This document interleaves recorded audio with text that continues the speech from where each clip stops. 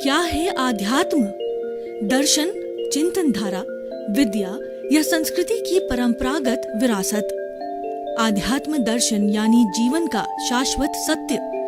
मानव जीवन से जुड़े शाश्वत सत्यों को जानिए और समझिए उपासक डॉक्टर सोहन राज तातेड़ से हमारे खास कार्यक्रम आत्मविज्ञान में। आत्मविज्ञान यानी सही दृष्टि, सही सोच। भाई और बहनों, मातृशक्ति को नमन।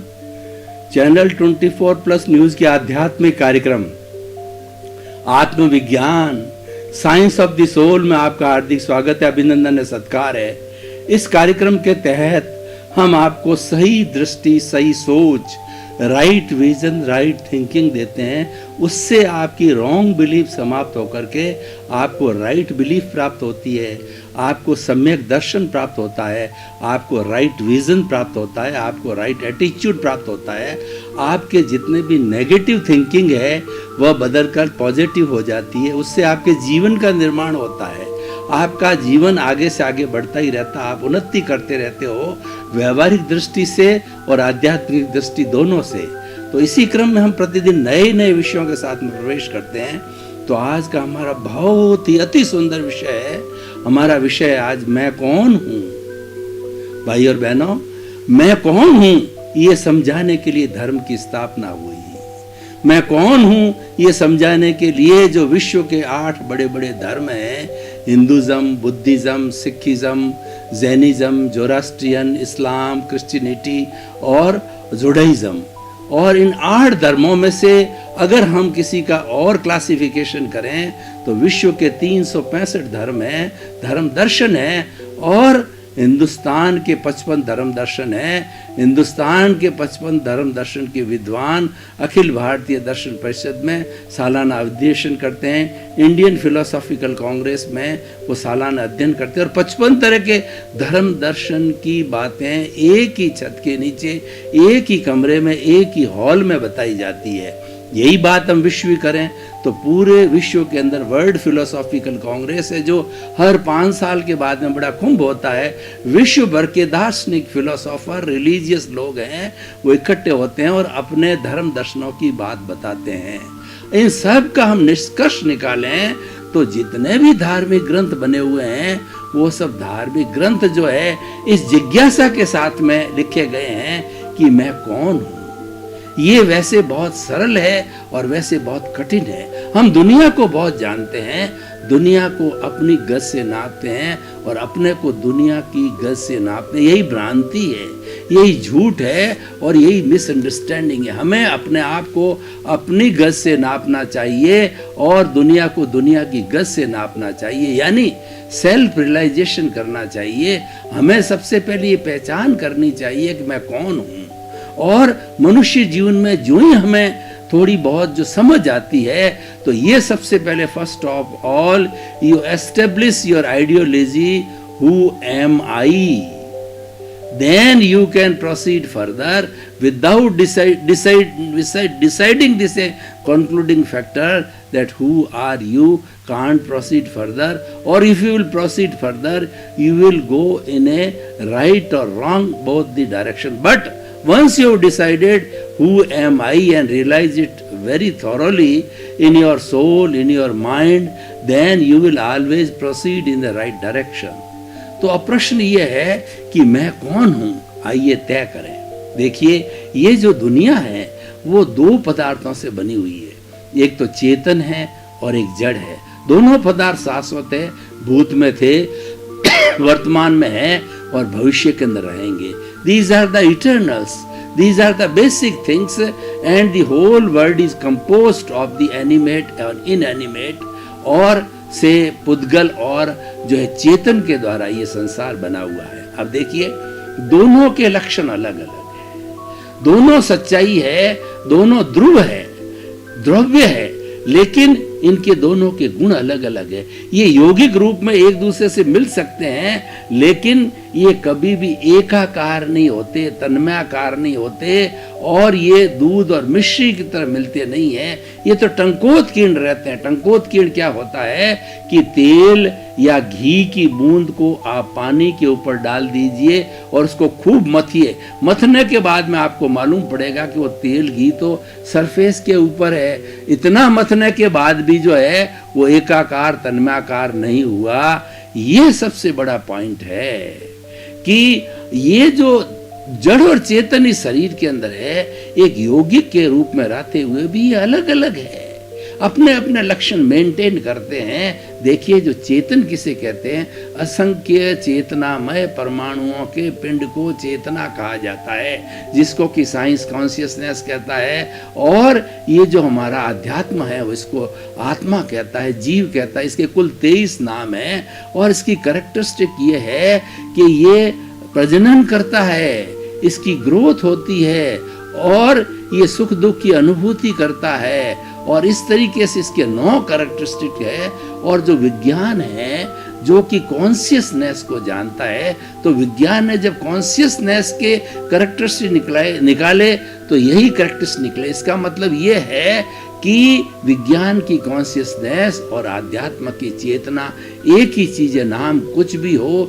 इस तरीके से वैज्ञानिक भी आत्मा के अंदर विश्वास करते हैं। तो मैं कौन हूं ये तय करने के लिए सबसे पहले हमें आत्मा में विश्वास करना पड़ेगा, प्रभु में विश्वास करना पड़ेगा। भीतर जो हम हलन चलन कराता है, हमारा चेतन तत्व है, हमें हर तरह की प्रवृत्ति कराता है, मन की, वचन की, काया की। हमें सबसे पहले विश्वास करना पड़ेगा कि वो तत्व हमारे भीतर मौजूद है। उसके विश्वास के बिना, फेथ के बिना, ये हम जो प्रश्न जो आज कर रहे हैं, जिज्ञासा, उसका समाधान सही नहीं मिल सकेगा। तो अब देखिए कि हमने ये बताया कि 2 तत्व जो है, हमारे शरीर को ही ले, हमारे शरीर को हम लेबोरेटरी बनाते हैं, हमारे शरीर को ही हम प्रश्न का समाधान बनाते हैं। क्यों? कि जो ब्रह्मांड में है वो पिंड में है। जे ब्रह्मांडे ते पिंडे जे ब्रह्मांडे, यानी हमारा ये पिंड है। हर प्राणी का जो शरीर है वह एक ब्रह्मांड का प्रतिनिधित्व है। जे एगे जाने ते सब्बे जाने, जे सब्बे जाने से एगे जाने।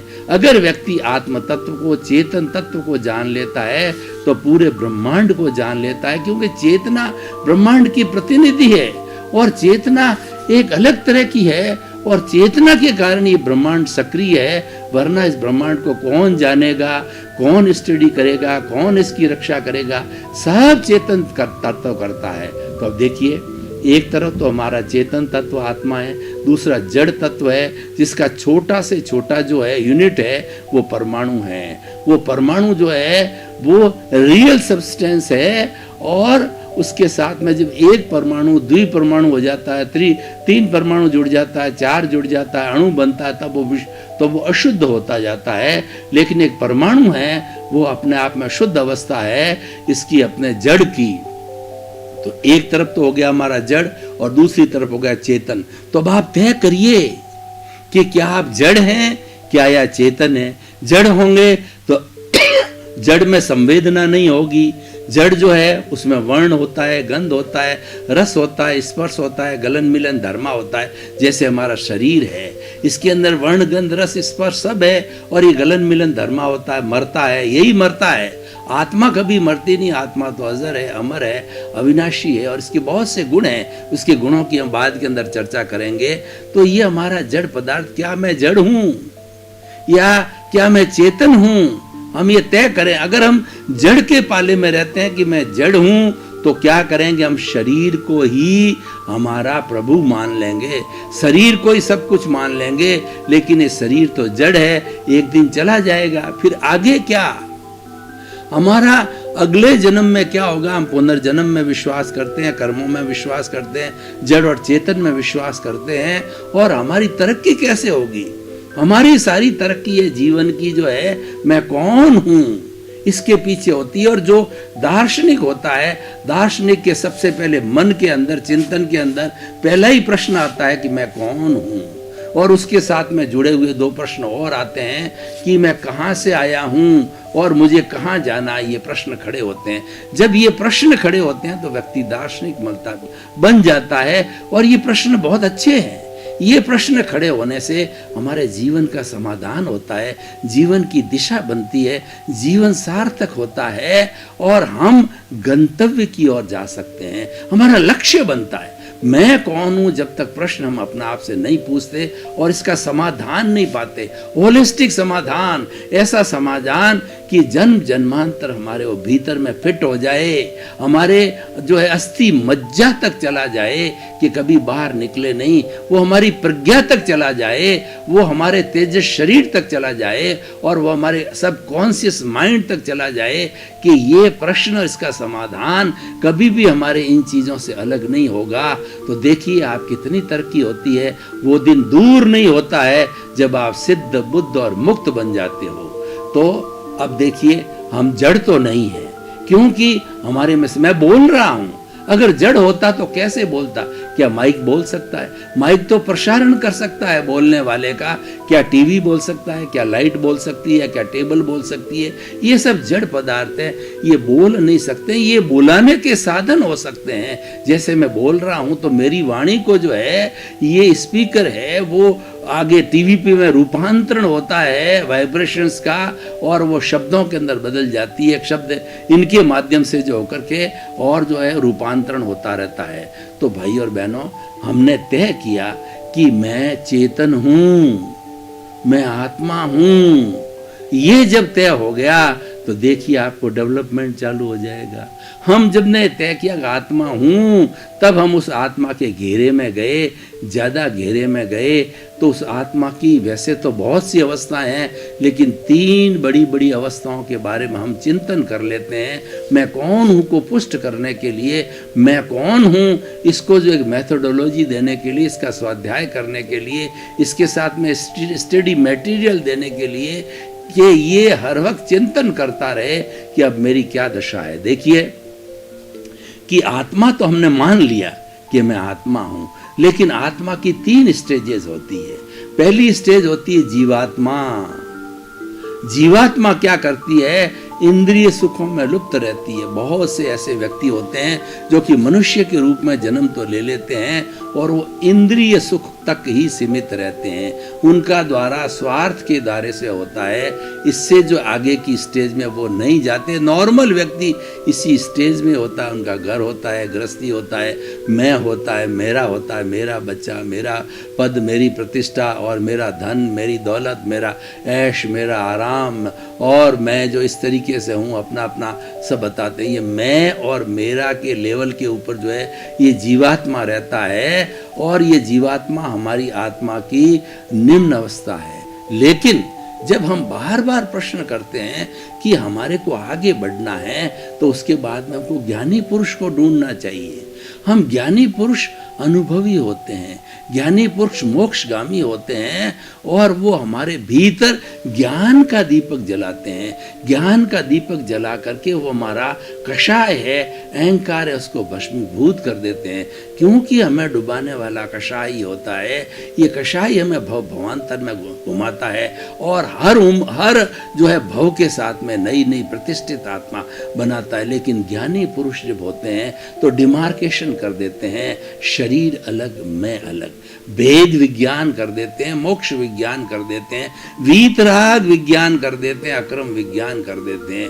वीतराग विज्ञान क्या कहता है कि मैं अलग हूँ, शरीर अलग है, मैं तो शुद्ध आत्मा हूँ, मैं तो ज्ञाता हूँ, मैं तो दृष्टा हूँ, मैं तो जानने वाला हूँ, मैं तो देखने वाला हूँ और ये शरीर है, ये करने वाला है, ये भोगने वाला है, ये पिछले जन्म से अपना जो कुछ भी पुण्य पाप का चिट्ठा लेकर के आया है, जो राग द्वेष रूपी कार्बन शरीर साथ लेके आया है, इस पूरे जन्म के अंदर उसका भुगतान चलता रहता है, उसकी फिल्म चलती रहती है। दोनों अलग अलग है। दोनों अलग करने से ये ज्ञानी पुरुष करता है कि हमारे में प्रज्ञा जागृत कर देता है, हमारे में संवर और समता भाव जागृत कर देता है और हमको अकर्ता भावी बना देता है। और हम गीता की भाषा में बात करें तो हमको कर्म योगी बना देता है और हमको निष्काम कर्म के दायरे में ले आता है। उससे हम हर वक्त जो है आशुद्ध आत्मा के अकाउंट के अंदर रहते हैं। अगर बाहर भी हमें व्यवहार जगत में हम सब काम करते हैं तो व्यवहार जगत के सब काम करते हुए भी अगर हमारे से कोई भूल हो जावे, हम स्वभाव से विभाव में चले जाते हैं या किसी के प्रति बुरा व्यवहार कर देते हैं, वो तुरंत जो है प्रज्ञा हमको प्रतिक्रमण कराती है, क्योंकि इसकी ड्यूटी है। एक बार जब ज्ञानी पुरुष ज्ञान दे देता है तो ज्ञान देने के बाद हमको सम्यक दर्शन मिलता है। सम्यक दर्शन एक ज्ञान है, हमको राइट विजन मिलता है, हमको सही दृष्टि, सही सोच मिलती है जिसकी हम बात करते हैं। उससे हमारा रॉन्ग बिलीफ समाप्त हो जाता है और सम्यक दर्शन अपने आप में एक राइट बिलीफ है। मिथ्या दर्शन है वो हमारा रॉन्ग बिलीफ है, उसको ज्ञानी समाप्त कर देते हैं और हमारे नए कर्मों का बंध नहीं होता है। और पूर्व के जो कर्म हैं वो हमारे बर्फ की सीला की तरह जो है वो पिघलते रहते हैं, कई जन्मों तक पिघलते रहते हैं। और हमारा कर्तव्य बन जाता है कि जो कुछ कर्म हमारे झर रहे हैं, जो भी बर्फ की सीला की तरह पिघल रहे हैं, उसमें हम समभाव से फाइलों का निपटारा करें, यानी समभाव से रहें। और किसी के प्रति अगर मान लो हमारा वो जो अहंकार, हमारा चार्ज अहंकार था, उसको ज्ञानी पुरुष जो है डिस्चार्ज के अंदर बदल देते हैं और हमको जो है जीवात्मा से अंतरात्मा बना देते हैं। और मैं कौन हूँ ये पुष्ट हो जाता है कि मैं शुद्ध आत्मा हूँ। पहले तो हम प्रश्न कर रहे थे मैं कौन हूँ, और फिर उसका जब बहुत ज्ञानी ने हमको समाधान दिया कि तू तो शुद्ध आत्मा है, तू तो ज्ञाता है, तू दृष्टा है, तू शरीर नहीं है, शरीर अलग है, तू अलग है। ये शरीर तो पूर्व जन्म के कर्मों के भुगतान के लिए मिला है और सारा भुगतान हम पीछे से लेकर के आते हैं। इस जन्म के अंदर भी ये भुगतान होता रहेगा, ये जीवन की फिल्म चली रहेगी, पर उसके अंदर जुड़ो नहीं, राग द्वेष मत करो, नए कॉज मत डालो। नए कॉज डालोगे तो नया कर्म बीज पड़ेगा, नया कर्म फल मिलेगा और उसके परिणाम के अंदर सुख दुख की अनुभूति होगी। तो भाई और बहनों, इस एपिसोड को जो है हमारे आत्मविज्ञान कार्यक्रम की एक परंपरा है कि हर एपिसोड को हम कसौटी पर कसते हैं। सुनार के पास हम सोना लेके जाते हैं तो सुनार पहले कसौटी पर कस के बता देता है कि ये 22 कैरेट का है, का 20 का है, या 18 का है, या 16 का है, इसके अंदर कितनी अशुद्धि है, ये सुनार बताता है। तो हम भी हर एपिसोड को जो है कसौटी पर कसते हैं कि इस एपिसोड से व्यक्ति को क्या लाभ है, समाज को क्या लाभ है और मानव जाति को क्या लाभ है। तो मैं प्रश्न कहना चाहता हूं, इससे 100% लाभ है। ये मैं कौन हूं, इसका समाधान है सम्यक दर्शन। इसका समाधान मिला हमें राइट विजन और हमारी राइट बिलीफ मिली, रॉन्ग बिलीफ समाप्त हो गई और हम जो है राइट बिलीफ के अंदर आ गए। राइट बिलीफ में आने के बाद के अंदर है हमारी तरक्की होती रहेगी। और मैं कौन हूँ, इस प्रश्न का हमने समाधान जीवन में नहीं लाए तो हम भटकते रहेंगे और भव भवांतर के अंदर जो है हमारी अवनति होती रहेगी। तो भाई और बहनों, बहुत ही सुंदर विषय के माध्यम से हमारे देश के अंदर 80 करोड़ युवा है, उनको अपने जीवन का निर्माण करना है, उन्हें देश का निर्माण करना है। तो ये एपिसोड उनको मैं समर्पित करता हूँ और उनको मैं ये सलाह देना चाहता हूँ कि आपका जीवन बहुत लंबा है, जीवन में कई उतार चढ़ाव आएंगे और आपको बहुत सी तरक्की करनी है, आपका खुद का निर्माण करना है, देश का निर्माण करना है। तो उसके लिए जो है आप जो है मैं कौन हूँ, इस प्रश्न को अपने जहन में रखें और इसका जवाब भी रखें। कोई भी कार्य करें, व्यक्ति जीवन में कर्म करता ही रहता है और उसको करना पड़ेगा, क्योंकि कर्म पीछे से लेकर के आया है और वो उदय भाव के अंदर, प्रारब्ध के अंदर वो उदय होता रहेगा और उसके अनुरूप जो है हम अपना कार्य करते रहेंगे। वो अपना कार्य करेगा, हम अपना कार्य करेगा। तो उसका प्रतिनिधि ये शरीर है, वो शरीर जो है उन कर्मों का भुगतान करता रहेगा और हम अलग हैं। हम तो शुद्ध आत्मा हैं और हमारी प्रज्ञा के साथ में रहते हैं, आनंद के साथ में रहते हैं। हम तो सच्चिदानंद है। सच्चिदानंद का अर्थ हुआ कि सत्य, चित्त और आनंद।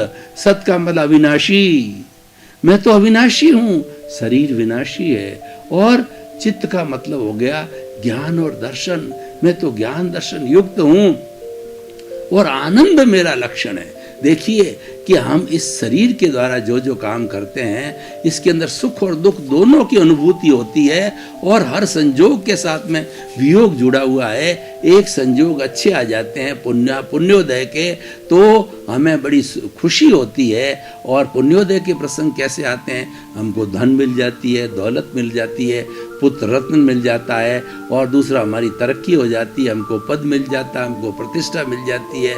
तो इस तरीके की बातों से जो पुण्योदय की बातें हैं उसमें हम खुश हो जाते हैं, उसके अंदर फूल जाते हैं। और उसके विरुद्ध जब हमारा समय खराब होता है, क्योंकि समय बड़ा बलवान होता है और हमारा पापोदय होता है, तो पापोदय की स्थिति में हमारे घर में लड़ाई झगड़ा कलह, और दूसरा पैसे की कमी, और दूसरा असमानता, और हर जगह व्यक्ति को जो आदर नहीं मिलता है, तो वो सब पापोदय है। ये तो चलता रहता है, लेकिन दोनों ही स्थिति के अंदर जो है हम अकर्ता भाव रहते हैं कि ये भी करना, ये भी मैंने नहीं किया और वो भी मैंने नहीं किया। और अकर्ता भाव में रहने वाला व्यक्ति न तो स्वयं को कर्ता समझता है और न इस विश्व के किसी भी व्यक्ति को कर्ता समझता है, क्योंकि कर्ता भाव अपने आप में ही कर्मों का बंधन है। इसलिए अपने को जो है अकर्ता समझो, यानी निष्काम कर्म करो। आप कर्म करते रहो, फल की इच्छा मत करो। फल की इच्छा का मतलब है हम कर्ता बन गए, मैंने किया, ये मकान मैंने बनाया, ये घर मेरा है, ये परिवार मेरा है, मैं पिता हूँ, मैं पुत्र हूँ, और ये मैं और मेरा ये ममत्व जो है, ये आसक्ति है, ये राग द्वेष पैदा करता है, और राग द्वेष ही कर्म बंधन का कारण है। तो इस तरीके से हम चले थे मैं कौन हूँ, और उसका सही तरीके से हमने समाधान पाया। जब किसी चीज़ का हमें समाधान सही सही मिल जाता है तो हम उस दिशा की ओर आगे बढ़ते रहते हैं। तो भाई और बहनों, जब आपको समाधान मिल गया है तो आप इस दिशा को हमेशा इस दिशा में आगे से आगे बढ़ते रहें और दिशा में तरक्की करते रहें। ये दिशा एक धर्म की दिशा है, ये दिशा जो है हमें एक अच्छा बनाने की दिशा है। इस दिशा में हमें आगे से आगे बढ़ता रहना चाहिए, और सबसे बड़ा ये काम करना चाहिए कि जब आपको सेल्फ रियलाइजेशन हो जाए और जब आपको ये दृष्टि मिल जावे कि मैं तो शुद्ध आत्मा हूँ, मैं तो ज्ञाता दृष्टा हूँ, तो हमें इस संसार के किसी भी प्राणी को दुख नहीं देना चाहिए, कष्ट नहीं देना चाहिए। क्योंकि हमने किसी को कष्ट दिया, दुख दिया, तो उस स्थिति के अंदर हमारे कर्मों का बंधन होता है। क्योंकि संसार का सबसे बड़ा परोपकार और संसार का सबसे बड़ा प्रत्याख्यान ये है कि प्राणी मात्र को दुख न देना, स्वयं के बारे में बुरा नहीं सोचना, और इस चराचर जगत के 84 लाख जीवा योनि के जितने भी प्राणी हैं उन सब प्राणियों का जो हित चिंतन करना, उनके बारे में भला सोचना कि जगत के सब जीवों का कल्याण हो, उनको सुख मिले, शांति मिले, आनंद मिले। और कोई व्यक्ति अगर कष्ट में है तो हमें उसके प्रति प्रार्थना करनी चाहिए कि हे उस व्यक्ति की जो भीतर विराजमान शुद्ध आत्मा है वो अव्ययवाद कहलाती है। अव्ययवाद का अर्थ होता है कि वो किसी को दुख देने वाली नहीं होती है, किसी को कष्ट देने वाली नहीं होती है, वो तो हर एक को सुख देने वाली होती है। अव्ययवाद आत्मा से रिक्वेस्ट करनी चाहिए एक्स के भीतर विराजमान अव्ययवाद आत्मा है, आप जो अनंत ज्ञान वाले हो, आप अनंत दर्शन वाले हो, आप अनंत शक्ति वाले हो, आप अनंत सुख के धाम हो। तो ये बेचारा शरीर जो है ये जो रिलेटिव है और आप रियल हो, तो आपका ये जो रिलेटिव पार्ट है जिसके भीतर आप विराजे हुए हो वो दुख पा रहा है, तो इसको शांति मिले, इसको जो है वो सुख मिले। आप कृपा करो, कृपा करो, कृपा करो। भाई और बहनों, आपका बहुत बहुत धन्यवाद। आप आत्मविज्ञान कार्यक्रम देखते रहिए। आत्मविज्ञान कार्यक्रम आपकी दिशा बदल देगा। जब दिशा बदल जाएगी तो दशा बदल जाएगी। आपका नज़र बदल देगा, नज़र बदलेगी तो नज़रिया बदल देगा। आपकी दृष्टि बदल जाएगी, दृष्टि बदलेगी तो सृष्टि मिलेगी। आपकी रॉन्ग बिलीफ समाप्त हो जाएगी। जब रॉन्ग बिलीफ समाप्त होगी तो आपको राइट बिलीफ मिलेगी, सही दृष्टि मिलेगी, सही सोच मिलेगी, और आगे आगे आगे आप तरक्की करते रहेंगे। आपका जीवन आनंदमय हो, मंगलमय हो। आत्मविज्ञान में आत्मविज्ञान यानी सही दृष्टि, सही सोच।